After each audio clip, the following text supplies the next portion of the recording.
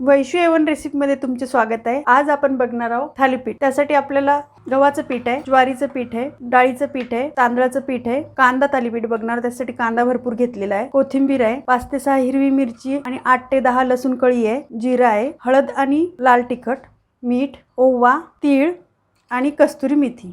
तेल लागणार आहे, पाणी आहे। आता आपण रेसिपी बघूया। मिक्सरचं भांडे घेतलेलं आहे, लसूण आणि हिरवी मिरची आणि जिरं हे आता वाटून घेऊया। हिरवी मिरची आणि लसूण वाटून घेतलेली आहे। आता एक भांडं घेऊया, त्यामध्ये गव्हाचं पीठ आहे, त्यानंतर ज्वारीचं पीठ आहे। वाटी बघा गव्हाची मोठी आहे, त्याच्या आतमध्ये बसणारी ज्वारीची आहे। त्यानंतर डाळीचं पीठ आहे, त्याच्या आतमध्ये बसत आहे, आणि हे तांदळाचं पीठ आहे। तीळ आहे, ओवा आहे, ओवा थोडंसं असं हे करून टाकलं म्हणजे वास छान येतो। कस्तुरी मेथी आहे, ते पण असंच करून टाकायचं। मीठ चवीनुसार घेतलेलं आहे। हिरवी मिरची घेतली आहे, त्यामुळे लाल तिखट थोडंच घेतलेलं आहे चवीपुरतं, आणि हळद आहे, आणि कोथिंबीर जरा जास्तच घेतलेली आहे। 2 ते 3 चमच तेल घालून घेऊया। तेल घातल्याने छान ठुसूळ होतात। आता याच भांड्यात आपण पाणी घालून हे लसूण आणि हिरवी मिरची काढून घेऊया। कांदा आणि हे आपल्याला नंतर लागणार आहे, आपण याच्यात कांदा टाकणार नाही, त्याच्यामुळे व्यवस्थित थापला जात नाही।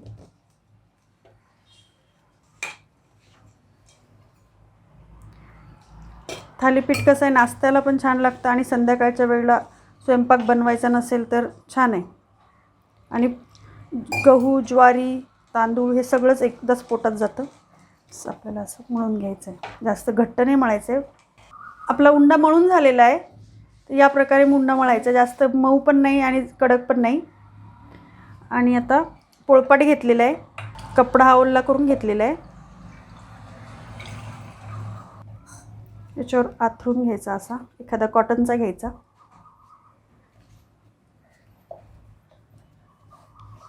तर पाण्याचा हात घ्यायचा, पाण्यात असा हात हे करून घ्यायचा आपला, आणि हा हाताने गोळा अलगद उचलायचा। पहिल्यांदाच करत असेल तर थोडाच उंडा घ्यायचा, खूप मोठा घ्यायचा नाही, आणि पाण्याच्या सहाय्याने त्याला थापून घ्यायचं। तव्यावर कांदा घालायचा,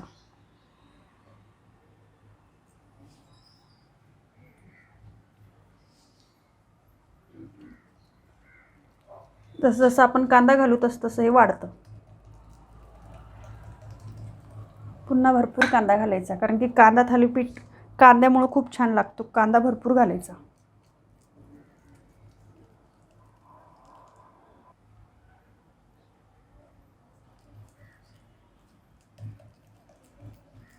आणि शक्यतोवर पतले थापायचे, जाड नाही थापायचे। पतले थापले म्हणजे काय होतं, कुरकुरीत लागतात। जाड थापले ना तर मऊ मऊ होतात।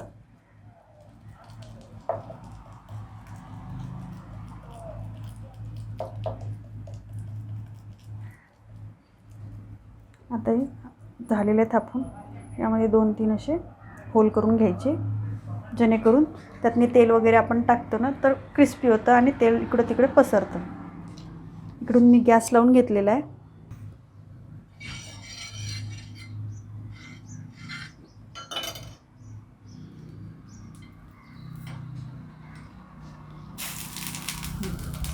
तवा तापलेला आहे,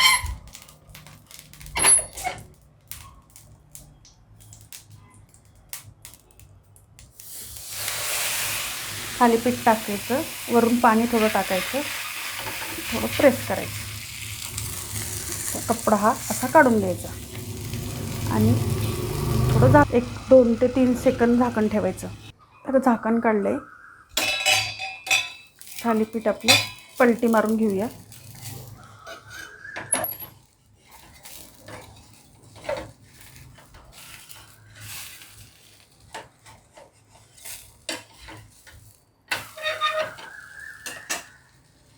पुन्हा तेल घालून घेऊया. आता मंद आचेवर कुरकुरीत होईपर्यंत आपण गुलाबी रंगावर शेकून घेऊया.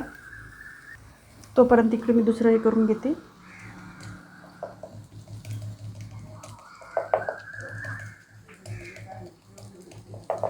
असे छान थापून घ्यायचे.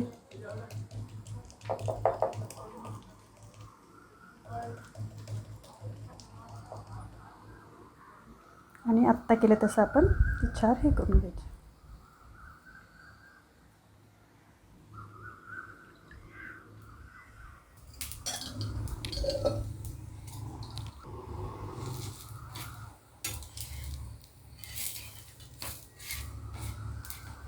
खमंग वास सुटलेला आहे. खूप छान कांद्याचा वास सुटलेला आहे. तेल थोडं भरपूर लावायचं. त्याने काय होतं, तळल्यासारखं होतं आणि क्रिस्पी होतं.